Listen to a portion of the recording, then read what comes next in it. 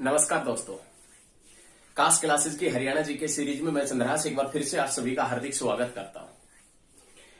हरियाणा जी के सीरीज में आज का जो हमारा टॉपिक है वो टॉपिक है डिस्ट्रिक्ट कैथल सेकंड पार्ट। देखिए, सभी वीडियो आपको अच्छी लग रही होगी। यदि आपको वीडियो अच्छी लगती है इस चैनल से संबंधित तो उन वीडियो को सभी स्टडी ग्रुप में शेयर करें। बेहतरीन तरीके का प्रयास हम आपके लिए ही कर रहे हैं। बेहतरीन तरीके से पढ़ाया जा रहा है हरियाणा जी के सीरीज। आप किसी भी लेवल का एग्जाम देते हैं यदि हरियाणा के अंदर, तो कोई भी क्वेश्चन यहां से बाहर नहीं आने वाला है। जो पढ़ाएंगे लगभग सभी क्वेश्चन वहीं से आएंगे। HSSC Haryana staff selection commission, जिसका मुख्यालय पंचकूला के अंदर है, जिसके वर्तमान में अध्यक्ष भारत भूषण भारती है। ये याद रखिएगा, एचएसएससी के जितने भी एग्जाम हैं उनके अंदर जो हरियाणा जी के आपसे पूछेगा वो लगभग कास्ट क्लासेस की हरियाणा जी के सीरीज से आएगी। देखिए, कोई भी व्यक्ति एक दिन में महान नहीं बनता है। किसी को महान बनने में वक्त लगता है। आप ऐसा ना सोचे कि हम एक दिन में सभी हरियाणा जी के को क्लियर कर ले। यदि आपके पास में टाइम है और यदि आप अत्यधिक मात्रा में हरियाणा जी के पढ़ना चाहते हैं, यदि आपको पीछे हरियाणा जी के नहीं पढ़ी हुई है, तो आप लगातार हरियाणा जी के की सारी वीडियो हमारे चैनल के ऊपर देख सकते हैं। वरना हर चीज को महान बनने में, आपको सफलता प्राप्त करने में वक्त लगता है। आप वक्त की कदर कीजिए, वक्त आपकी कदर करेगा। वक्त बहुत बलवान होता है और वक्त को हमेशा आप सम्मान दीजिए। वक्त के अनुसार आप ढलिएगा, वरना वक्त आपको अवश्य ही ढाल देगा। आप मेहनत करेंगे तो सफलता आपके कदम चूमेगी, और यदि आप मेहनत नहीं करते हैं तो आपको सफलता के और पता नहीं किस किस के कदम आपको चूमने पड़ेंगे। ये एक फैक्ट है और उसी फैक्ट के आधार पर हम बातें कर रहे हैं। ये एक फैक्ट है और उसी फैक्ट के आधार पर बातें कर रहे हैं। यदि आप मेहनत करते हैं तो सफलता आपके कदम चूमेगी, ये कन्फर्म है।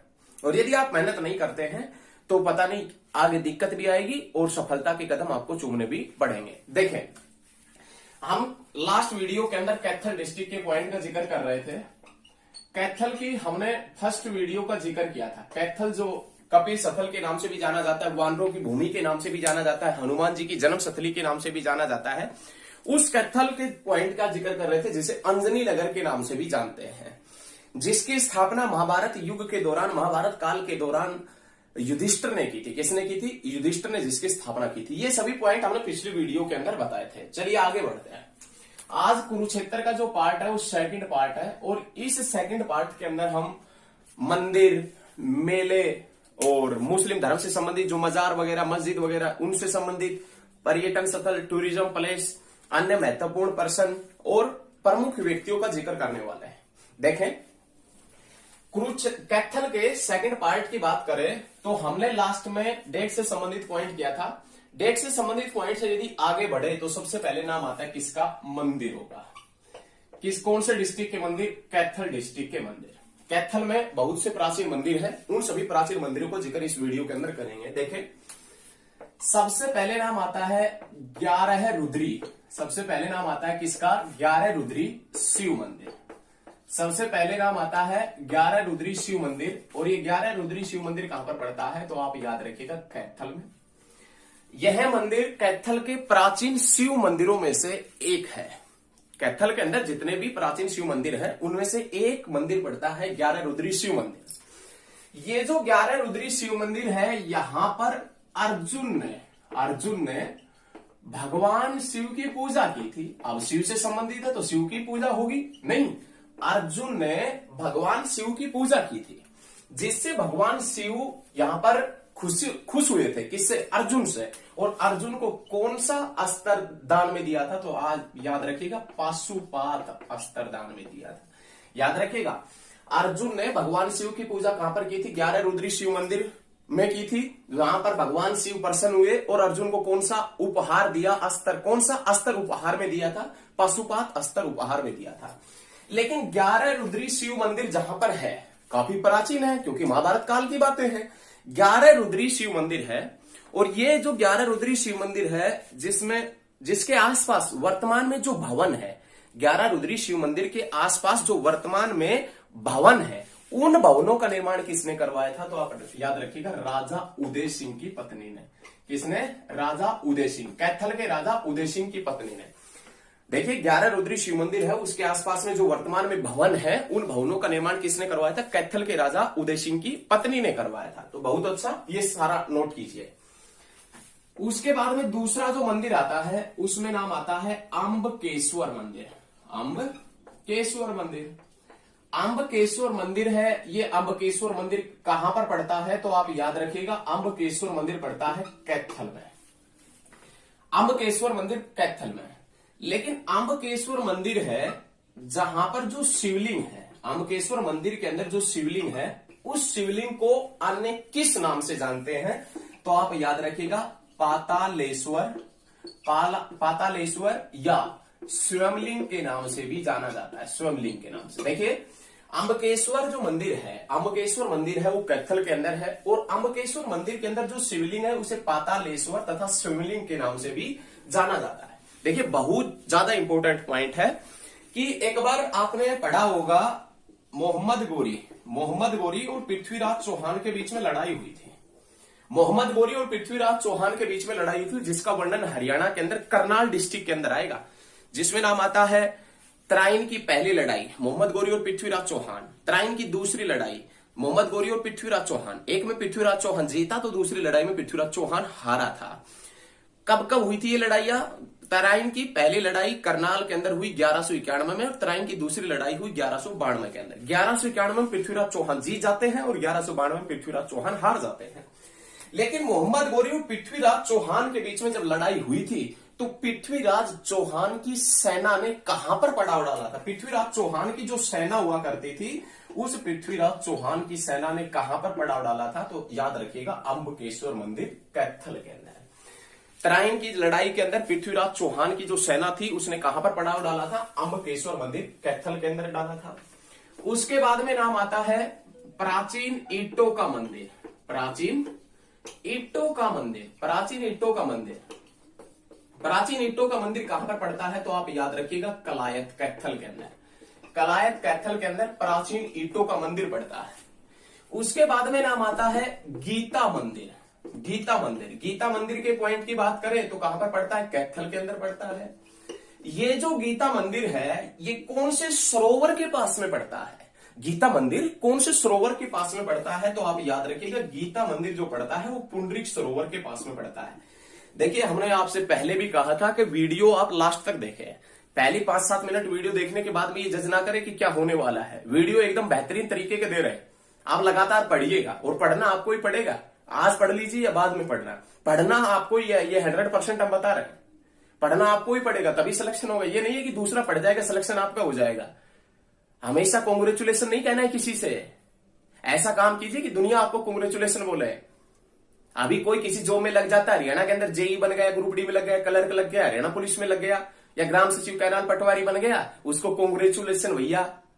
ऐसा काम कीजिए तो दुनिया आपको कांग्रेचुलेशन कहे।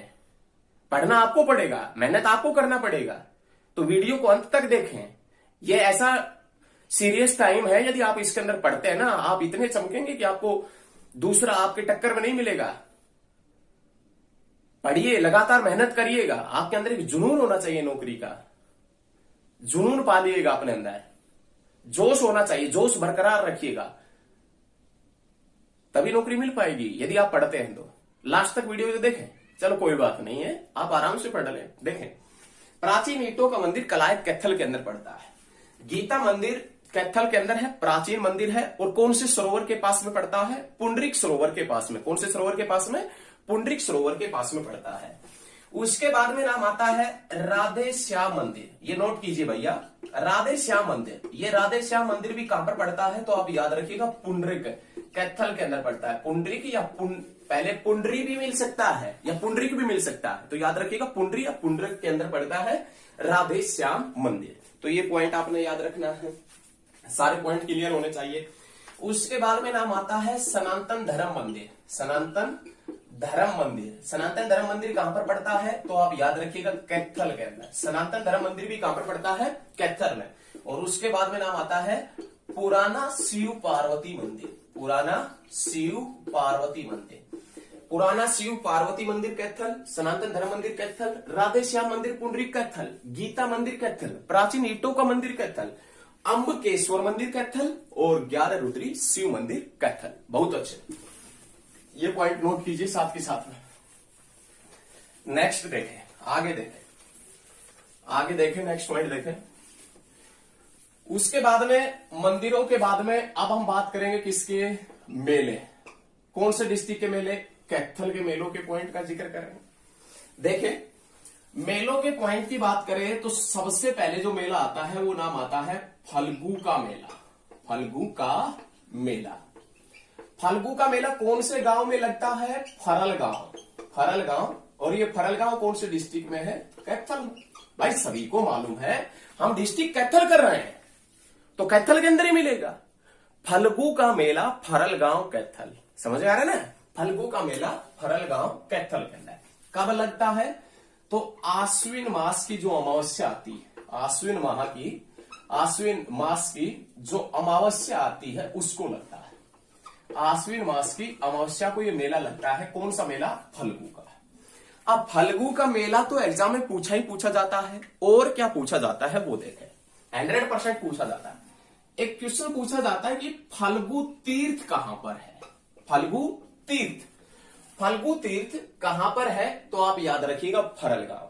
कहां पर है, फरल गांव। या फल्गु टैंक भी पूछता है। अभी एक कलर का एग्जाम हुआ था 2019 में, सितंबर 2019 में, उसमें पूछा था फल्गु टैंक कहां पर है। तो फल्गु टैंक कहां पर है, कैथल के अंदर पड़ता है। कहां पर पड़ता है भैया, कैथल में। बहुत अच्छे। उसके बाद में नेक्स्ट पॉइंट देखें, फल्गु तीर्थ किससे संबंधित है। फल्गु जो तीर्थ है, ये फल्गु तीर्थ किससे संबंधित है, तो फल्गु तीर्थ किससे संबंधित है, तो आपने याद रखना है ये फल्गु तीर्थ किससे संबंधित है, तो पिंड दान से संबंधित है। किससे संबंधित है, पिंड दान से संबंधित। बहुत अच्छे।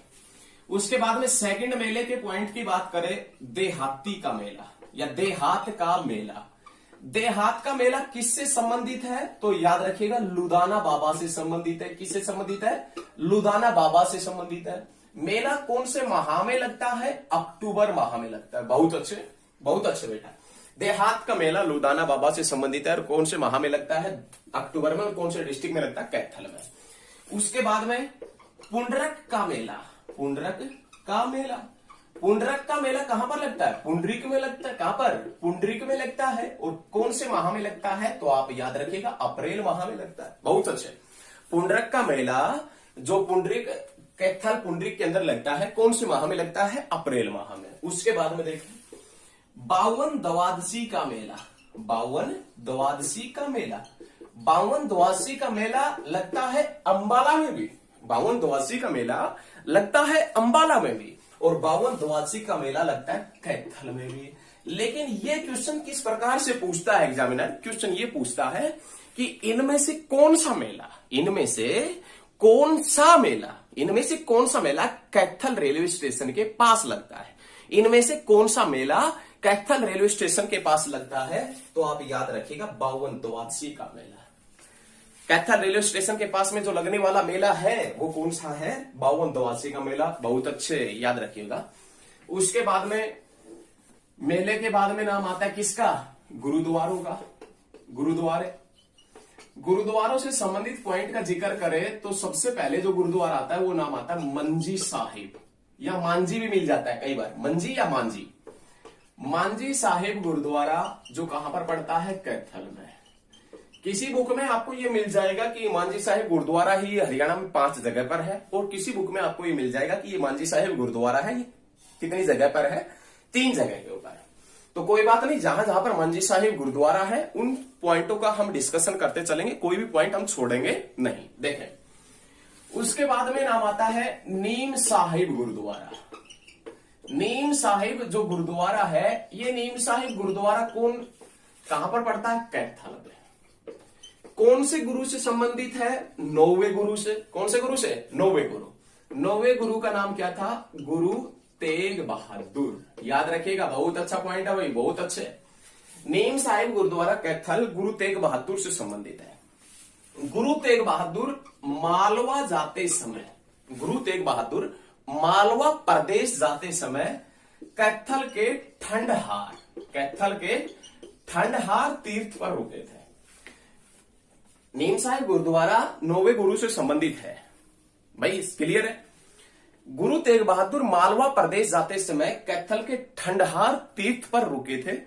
यहां पर गुरु तेग बहादुर ने स्नान किया था। स्नान करने के बाद में यहां पर एक नीम का पेड़ था, नीम का पेड़ था।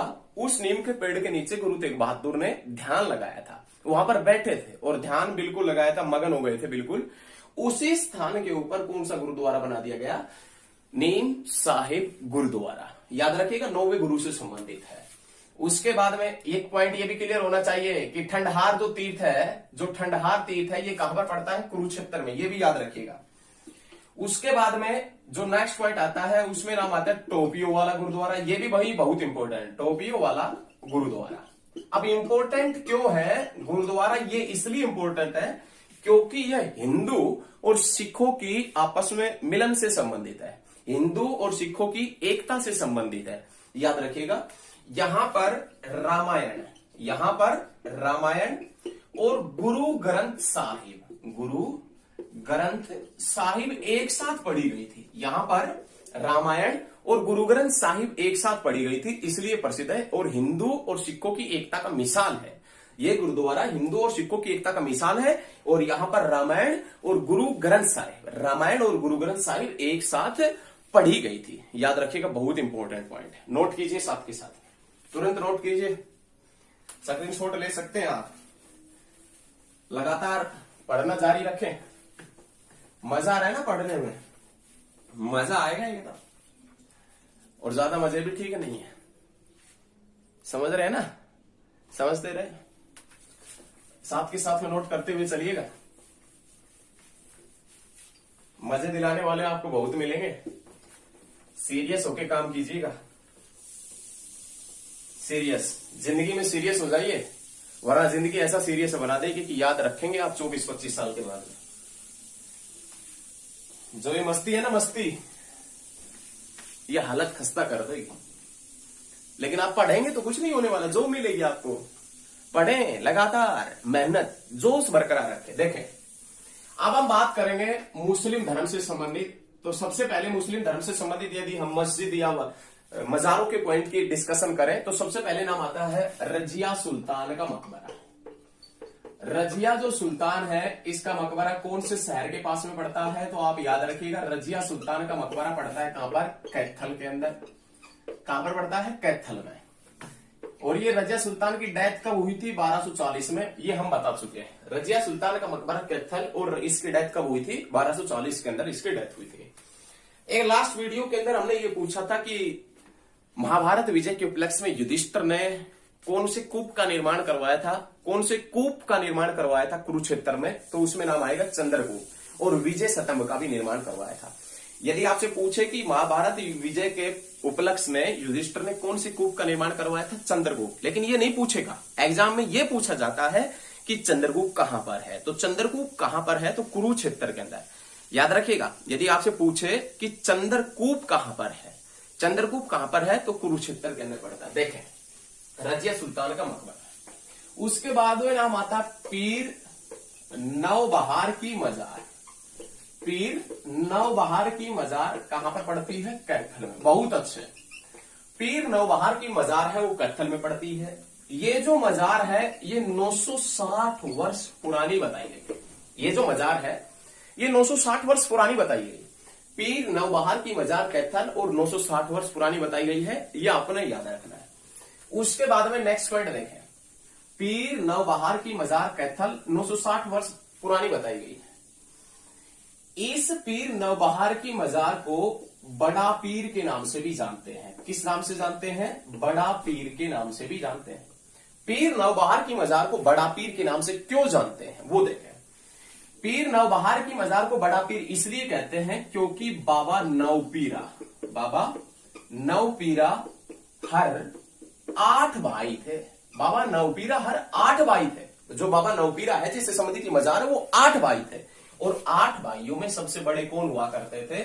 नौपीरा, जिसे नौबहार की मजार के नाम से भी जानते हैं, या नौपीरा की मजार। एक ही बात है, नौबहार या नौपीरा की मजार। नौपीरा हर 8 भाई थे, सबसे बड़े थे नौबहार या नौपीरा, याद रखिएगा, और जिसे बड़ा पीर के नाम से भी जाना जाता है। उसके बाद में बाबा चेतन साहा की मजार, बाबा चेतन साहा की मजार। बाबा चेतन साहा की मजार, ये बाबा चेतन साहा की मजार है। ये बाबा चेतन साहा की मजार का यदि डिस्कशन करें तो ये बाबा चेतन साहा की मजार जो कैथल के अंदर पड़ती है, जिसे छोटा पीर नाम के नाम से भी जानते हैं। देखिए, बाबा नवबहार की मजार बड़ा पीर और बाबा चेतन साहा की मजार है ये छोटा पीर के नाम से भी जाना जाता है। उसके बाद में नाम आता है शेख तैयब का गुम्बद। शेख तैयब का गुम्बद, शेख तैयब का गुम्बद कहां पर पड़ता है? कैथल में।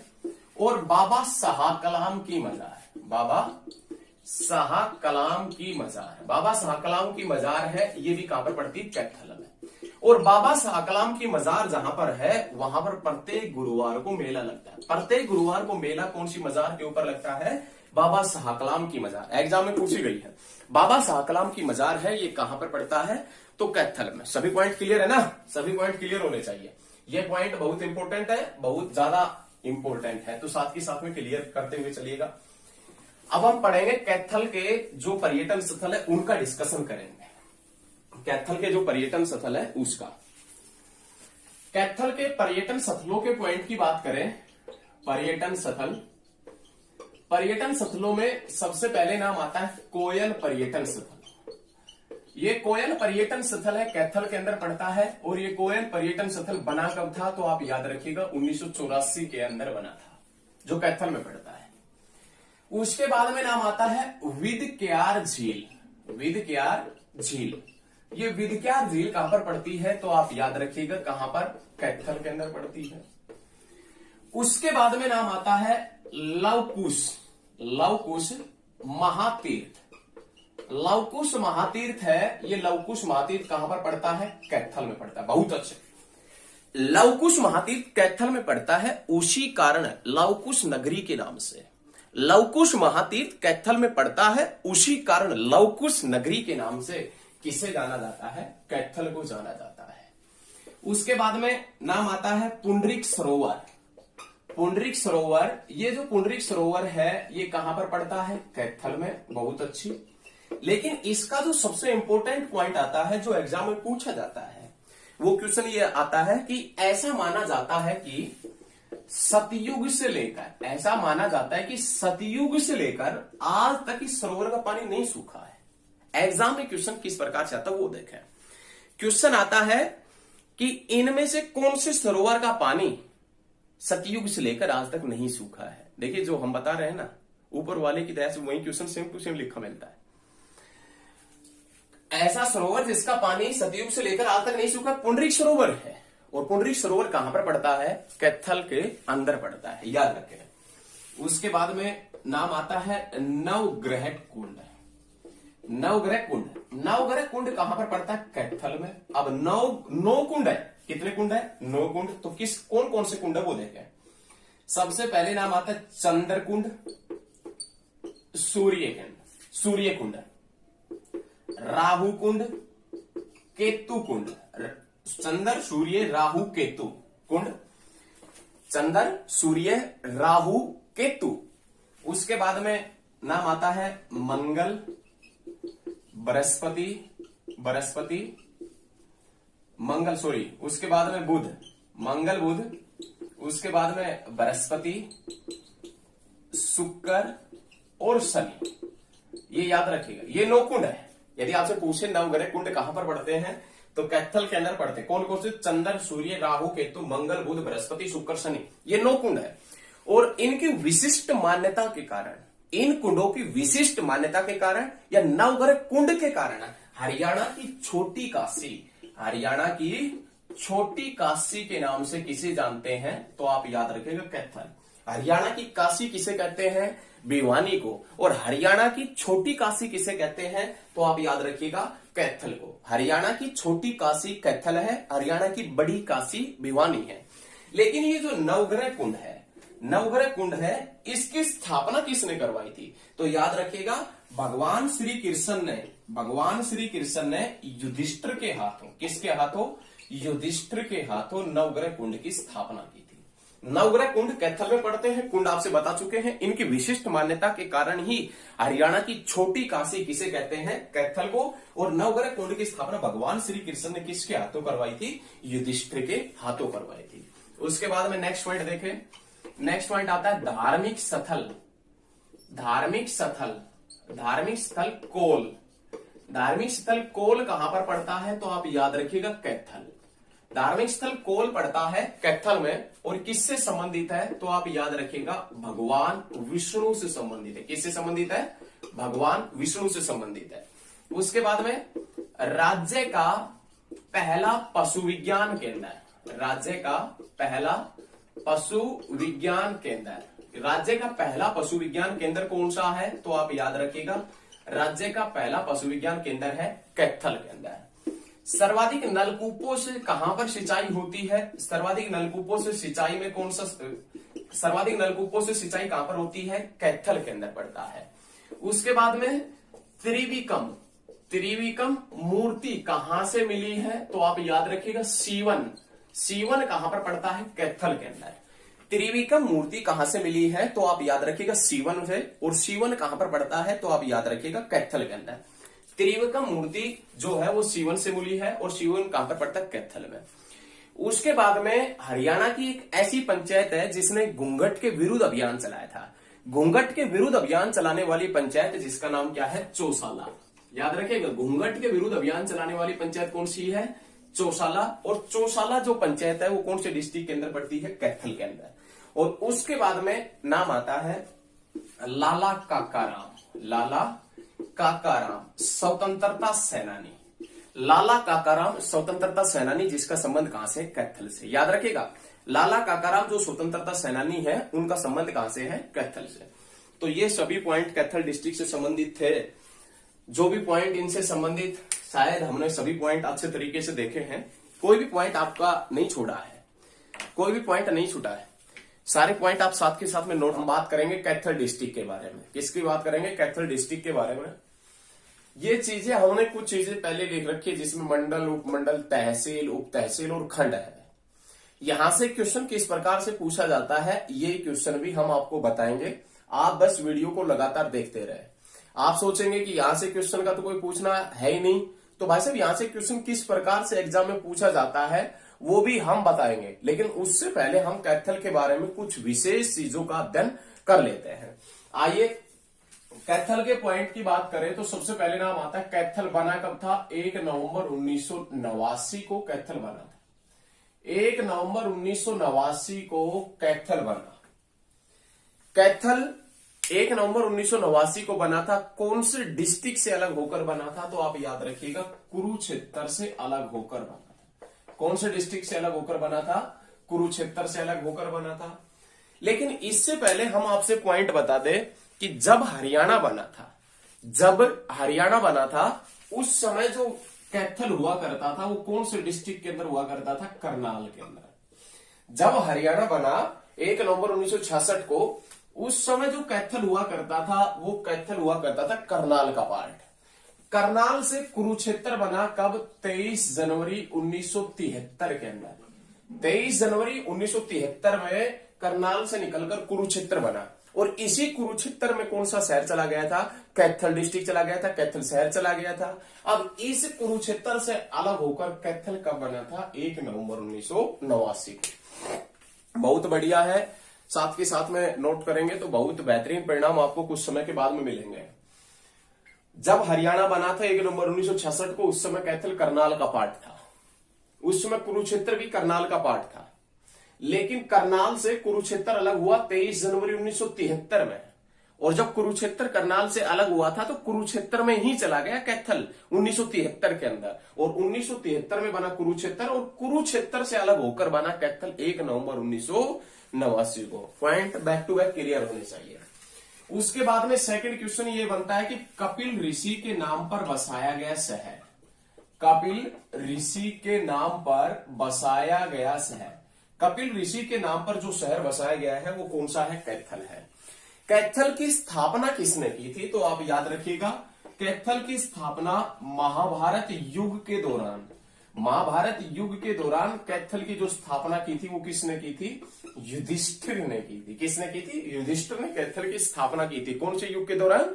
महाभारत। और महाभारत का मूल नाम क्या है? जय संहिता। और महाभारत का युद्ध कितने दिन चला था? तो आप याद रखिएगा 18 दिन। और महाभारत विजय के उपलक्ष्य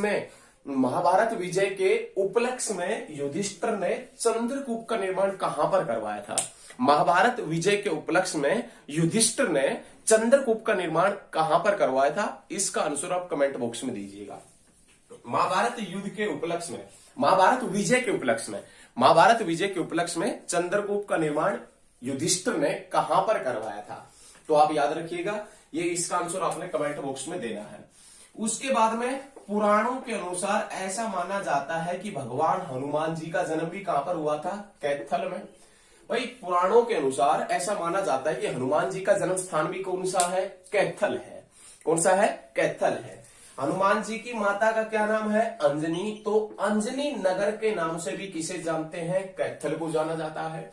अंजनी नगर के नाम से भी किसे जाना जाता है? कैथल को जाना जाता है। वानरों की भूमि के नाम से भी किसे जाना जाता है? वानरों की भूमि किसे कहते हैं? तो आप याद रखिएगा, वानरों की भूमि के नाम से भी किसे जानते हैं? कैथल को। और कैथल के उपनाम के पॉइंट की बात करें तो उपनाम कौन सा है? कपिस्थल। कपिस्थल के नाम से भी कपिस्थल के नाम से भी किसे जाना जाता है? तो आप याद रखिएगा, कपिस्थल के नाम से भी किसे जाना जाता है? कैथल को।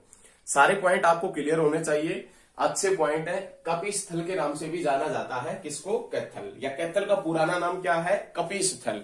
वो कपिस्थल इसीलिए है क्योंकि यहां पर किसका जन्म हुआ था? हनुमान जी का जन्म हुआ था, उसी के कारण इसे कपिस्थल के नाम से भी जानते हैं। लेकिन कैथल में आज भी कुछ हिस्सों के अंदर विभिन्न खंडर मिलते हैं। कैथल में आज भी कुछ हिस्सों के अंदर विभिन्न खंडर मिलते हैं। उनके अकॉर्डिंग हम पता लगा सकते हैं कि कैथल एक टाइम में या इतिहास में कैथल का नाम अवश्य था, या प्राचीन समय में कैथल का अपने आप में एक वजूद था, या एक समृद्ध शहर था कैथल। किसके अकॉर्डिंग हम बता सकते हैं? क्योंकि कैथल में आज भी विभिन्न हिस्सों के अंदर खंडर मिलते हैं। खंडर मतलब जो हवेलियां पुरानी थी और वो पुरानी हो गई, वो बस गिरने के कगार पर, उन्हें खंडर के नाम से जानते हैं। वो खंडर मिलते हैं, खंडर मकान वगैरह मिलते हैं। उनको देखकर अनुमान लगाया जा सकता है कि कैथल का प्राचीन इतिहास है और कैथल इतिहास में एक समृद्ध नगर होता था। पुराणों के अनुसार हनुमान जी का जन्म हुआ, युधिष्ठिर ने कैथल की स्थापना की महाभारत के अनुसार, और कैथल जिसका उपनाम है कपिस्थल, वानरों की भूमि, अंजनी नगर के नाम से भी जानते हैं। तो ये याद रखिएगा, कपिल ऋषि के नाम पर बसाया गया शहर है। सारे पॉइंट क्लियर होने चाहिए, बहुत अच्छे पॉइंट है, बहुत अच्छे। उसके बाद देखें कैथल कौन से मंडल के अधीन है? तो कैथल करनाल मंडल के अधीन है। कैथल है ये कौन से मंडल के अधीन है? करनाल मंडल के अधीन। उपमंडल कैथल के अंदर उपमंडल कौन कौन से हैं? तो कैथल, गुहेला और कलायत। कैथल, गुहेला और कलायत है। उप तहसील कौन कौन सी है? राजौंद, ढांड, सीवन। राजौंद, डांड, सीवन। राजौंद, डांड, सीवन ये कैथल की उप तहसील है। तहसील कौन कौन सी है? कैथल, गुहेला, कलायत, पुंडरीक, फतेहपुर। कैथल, गुहेला, कलायत, पुंडरीक, फतेहपुर। उसके बाद में खंड के पॉइंट की बात करें, खंड में नाम आता है गुहेला, गुहेला चीका, कैथल, पुंडरी, कलायत, राजौंद, सीवन, डांड, ये कैथल के खंड है। तो ये चीजें आपने याद रखनी है। उप तहसील, तहसील, खंड और उपमंडल और कौन से मंडल के अंदर आता है। अब क्वेश्चन देखें, वो क्वेश्चन किस प्रकार से एग्जाम में पूछेगा, क्वेश्चन किस प्रकार से एग्जाम में आता है वो देखें। क्वेश्चन आएगा कि सीवन खंड कौन से जिले के अंतर्गत आता है? सीवन खंड कौन से जिले के अंतर्गत आता है? तो आप क्या बताएंगे? कौन से जिले के अंतर्गत? कैथल के अंतर्गत। तो ये चीजें आपने रखनी ही पड़ेगी याद। क्वेश्चन पूछ भी सकता है, क्वेश्चन इस प्रकार से पूछा भी गया है पहले, कुरुक्षेत्र वगैरह का जो अमीन वगैरह है उनसे संबंधित क्वेश्चन पूछा गया है कि सीवन कौन से डिस्ट्रिक्ट में पड़ता है। यदि आपको सीवन पता है तो बता देंगे, और नहीं पता तो नहीं बता पाएंगे कि सीवन कहां पर है। जो पढ़ेगा उसी को पता होगा सीवन कहां पर है, वरना किसी को नहीं पता होता। हरियाणा के एग्जाम में कई बार क्वेश्चन ऐसा था कि हरियाणा कब बना था 1 नवंबर 1966 को। ये तो जितने भी स्टूडेंट हरियाणा के एग्जाम देने जा रहे हैं उनको सभी को मालूम है 1 नवंबर 1966। ये क्वेश्चन सभी का ठीक हो गया। और क्वेश्चन ये पूछेगा कि डांड कौन से जिले की, डांड जो है वो कौन से जिले की उप तहसील है। तो अब आपको जिसने पढ़ाया है ना अच्छे तरीके से वही इसको ठीक कर पाएगा। तो ये याद रखिएगा, इस प्रकार से पूछेगा डांड, सीवन या राजूंद कौन से जिले की उप तहसील है, या इनमें से एक पूछेगा तो आप बताएंगे कैथल। तो बहुत अच्छे हैं, साथ के साथ में नोट कर लीजिए, कोई भी पॉइंट हम आपका छुटने नहीं देंगे, इसीलिए ये सब चीजें करवा रहे हैं। सारे point back to back clear होने चाहिए नहीं। उसके बाद में अब हम बात करेंगे कुरुक्षेत्र के कैथल के सबसे पहले दिनांक से संबंधित जो भी पर्सन है, कैथल के जो भी दिनांक से संबंधित पर्सन है उनका सबसे पहले जिक्र करेंगे। आइए सबसे पहले यदि डेट के क्वेश्चनों का जिक्र करें कैथल के, तो सबसे पहले नाम आता है रजिया का नाम, रजिया सुल्तान। रजिया सुल्तान, रजिया जो सुल्तान है इसका जन्म हुआ था 1205 में, और कहां पर हुआ था? बदायूं के अंदर। रजिया सुल्तान का जन्म हुआ 1205 में और बदायूं के अंदर इसका जन्म हुआ। रजिया सुल्तान कब बनी थी? 1236 में। रजिया सुल्तान बनी 1236 के अंदर, ये 36 है भाई, 36 है, 1236 में। और रजिया सुल्तान की डेथ कब हो गई? 1240 में। रजिया सुल्तान कितने साल तक रही? तो आप याद रखिएगा 4 साल तक ये सुल्तान रही थी। अब रजिया सुल्तान के बारे में कुछ विशेष पॉइंट देख लीजिए। रजिया सुल्तान जो 1236 में सुल्तान बनी और 1240 तक रही थी। पहला, दिल्ली सल्तनत की प्रथम महिला सुल्तान। दिल्ली सल्तनत की प्रथम महिला सुल्तान कौन थी? तो आप याद रखिएगा रजिया सुल्तान। मुस्लिम इतिहास में या भारत की प्रथम और अंतिम महिला मुस्लिम शासिका, भारत की प्रथम और अंतिम महिला मुस्लिम शासिका कौन हुआ करती थी? तो आप याद रखिएगा महिला मुस्लिम शासिका हुआ करती थी कौन? रजिया। तो ये पॉइंट आपने याद रखना, प्रथम और अंतिम महिला मुस्लिम शासिका कौन थी? रजिया सुल्तान हुआ करती थी, जो 1236 में बनी थी, 1240 में डेथ हो गई थी। और वो डेथ कौन से शहर के पास में हुई थी? कैथल के पास में। अब देखना, अब आएगा इंटरेस्ट तो आगे रजिया सुल्तान का। भाई रजिया सुल्तान है, ये एक व्यक्ति को आवश्यकता से अधिक महत्व देती थी। रजिया सुल्तान एक व्यक्ति को आवश्यकता से अधिक महत्व देती थी, और वो व्यक्ति कौन हुआ करता था? तो याद रखिएगा मलिक याकूत। मलिक याकूत कौन से देश से था? तो याद रखिएगा अबिसिनिया। कौन से देश से हुआ करता था? अबिसिनिया से हुआ करता था। और ये अबिसिनिया के मलिक याकूत को आवश्यकता से अधिक महत्व देती थी। अब मलिक याकूत को आवश्यकता से अधिक महत्व देना दिल्ली सल्तनत या इल्तुतमिश के जो अमीर वर्ग हुआ करता था, इल्तुतमिश के समय में अमीर वर्ग मतलब तुर्की अधिकारी, अमीर वर्ग का मतलब यही था तुर्की अधिकारी। वो तुर्की अधिकारी धीरे धीरे रजिया सुल्तान के खिलाफ होने लगे थे, रजिया सुल्तान के खिलाफ होने लगे। अब आवश्यकता से अधिक देती थी महत्व मलिक याकूत को। मलिक याकूत कौन से देश का निवासी था? अबिसिनिया का। ये एक गैर तुर्क था। अब गैर तुर्क को आवश्यकता से अधिक महत्व मिलता था, तो तुर्की अधिकारी रजिया के दरबार में जो तुर्की अधिकारी थे वो रजिया के खिलाफ होने लगे थे। एक टाइम ऐसा आया था कि मलिक याकूत जो है ये आवश्यकता से अधिक महत्व देती थी रजिया सुल्तान मलिक याकूत को, जो अबिसिनिया का निवासी था। अब हुआ क्या कि बठिंडा का जो सरदार है, बठिंडा का सरदार जिसका नाम था अल्तुनिया, बठिंडा के सरदार अल्तुनिया को ये बात पता लगी कि भाई साहब ऐसे ऐसे कुछ न कुछ तो दिक्कत है मलिक याकूत और रजिया सुल्तान के मध्य। तो मलिक याकूत और रजिया सुल्तान के मध्य तो क्या किया कि बठिंडा के सरदार अल्तुनिया ने विद्रोह कर दिया।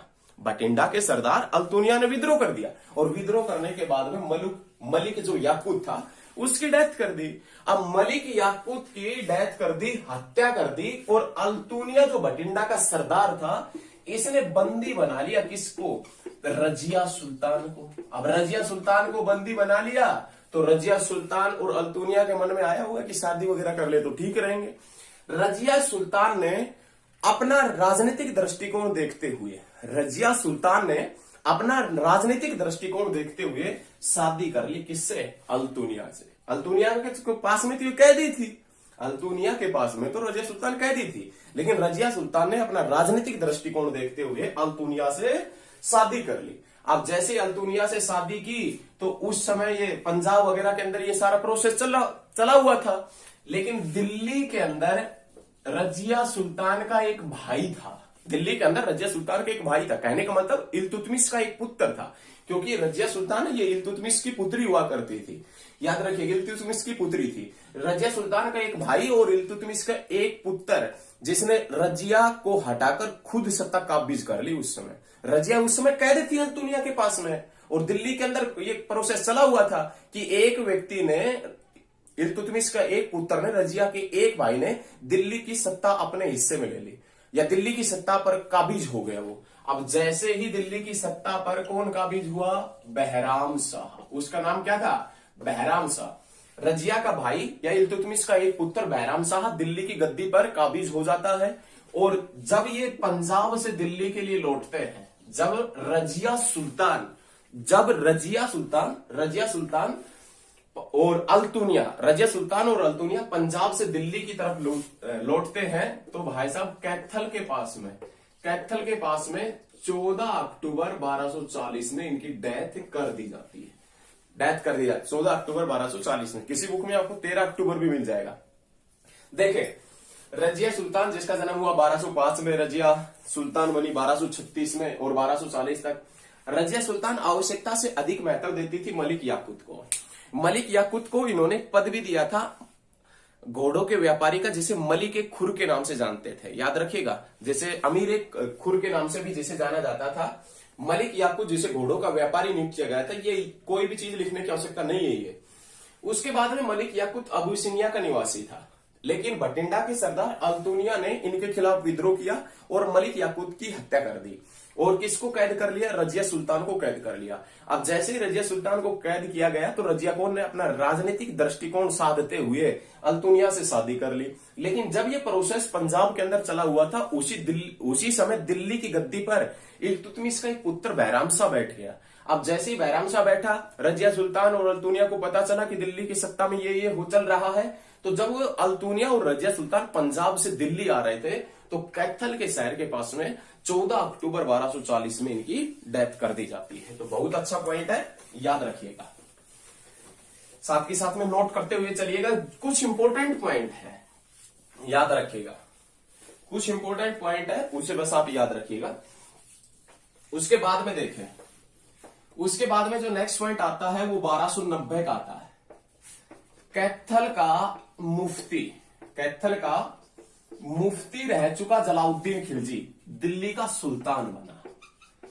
जलाउद्दीन खिलजी, कैथल का मुफ्ती रह चुका जलाउद्दीन खिलजी दिल्ली का सुल्तान बन गया। भाई, एक टाइम ऐसा था कि जलाउद्दीन खिलजी कैथल शहर का मुफ्ती हुआ करता था। वो 1290 में दिल्ली का सुल्तान बना। याद कैसे रखना है? 1290 में कैथल का मुफ्ती रह चुका जलाउद्दीन खिलजी दिल्ली का सुल्तान बना। बहुत अच्छा पॉइंट है। इस जलाउद्दीन खिलजी ने मंडार राजपूतों के साथ में संघर्ष भी किया था। मंडार राजपूत के साथ में संघर्ष किया, और ये संघर्ष कहां पर किया था? तो आप याद रखिएगा, कलायत के अंदर। कहां पर किया था? कलायत, कैथल के अंदर। 1290 में कैथल का मुफ्ती रह चुका जलाउद्दीन खिलजी दिल्ली का सुल्तान बना। मंडार राजपूतों के साथ में संघर्ष किया था।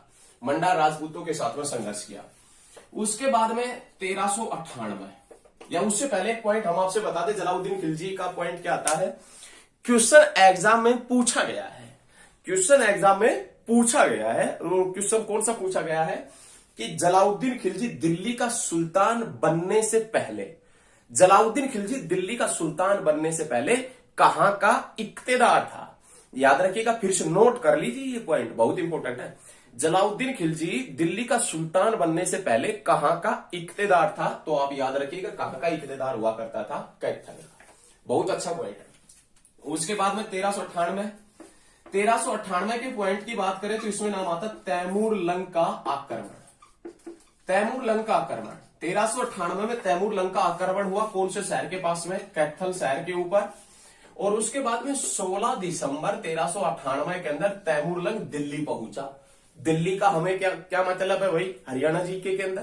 तो ये डेट आपने याद नहीं रखनी, लेकिन आपने याद रखनी तैमूर लंग ने कैथल शहर के ऊपर आक्रमण किया था, वो 1398 के अंदर किया था। और इसका एक और पॉइंट है, कैथल के अंदर एक नदी बहती है जिसका नाम है घग्गर नदी। और ये घग्गर नदी कैथल के कौन से कस्बे के निकट से बहती है या कौन से स्थान के निकट से बहती है? गुहेला चीका के निकट से।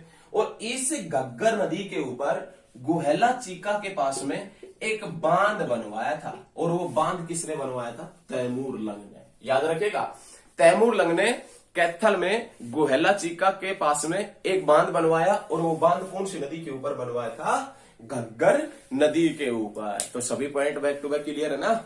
अच्छा है, मजा आएगा पढ़ने में। देखें, लगातार बस आप देखते रहें, लगातार बस देखें, बने रहे लगातार।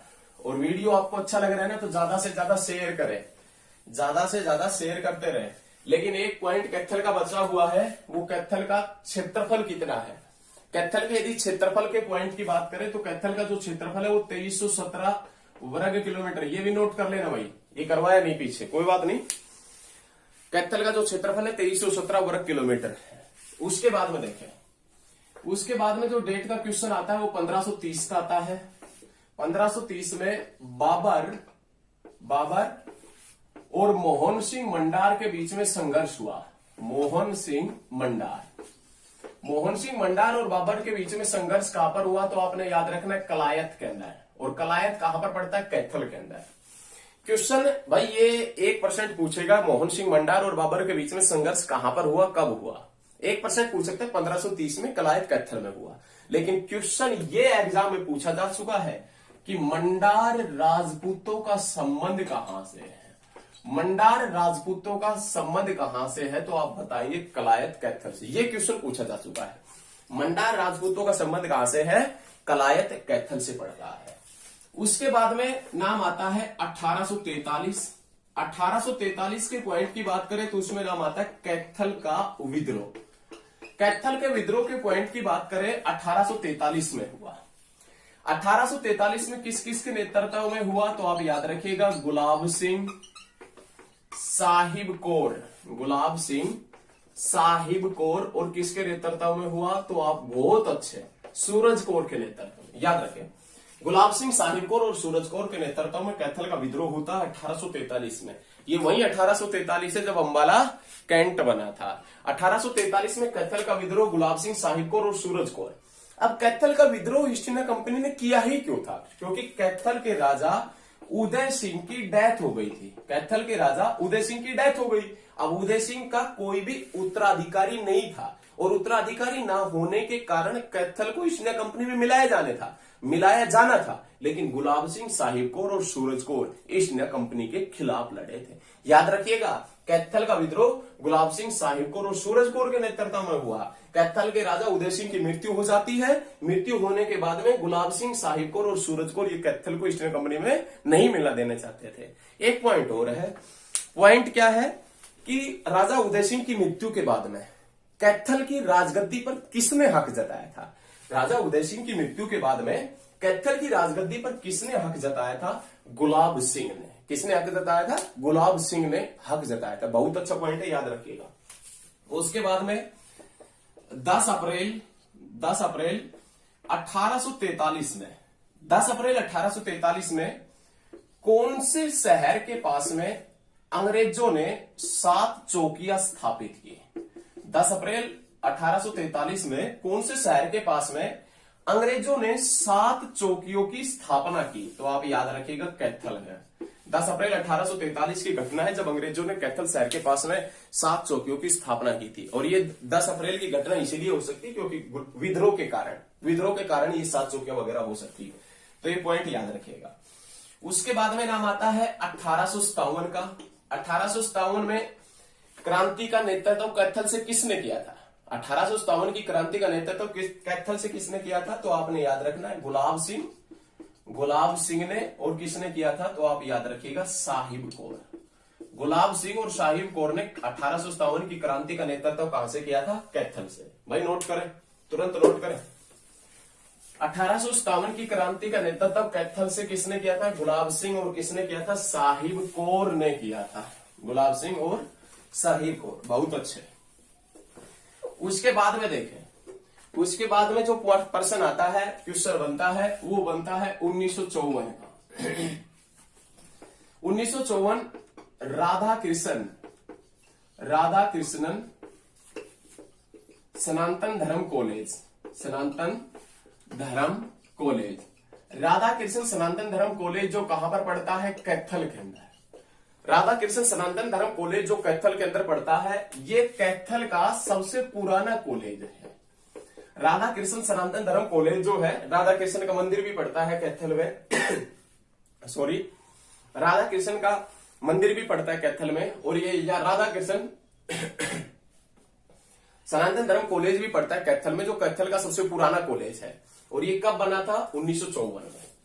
उसके बाद में नाम आता है 1970 का इंदिरा महिला विश्वविद्यालय।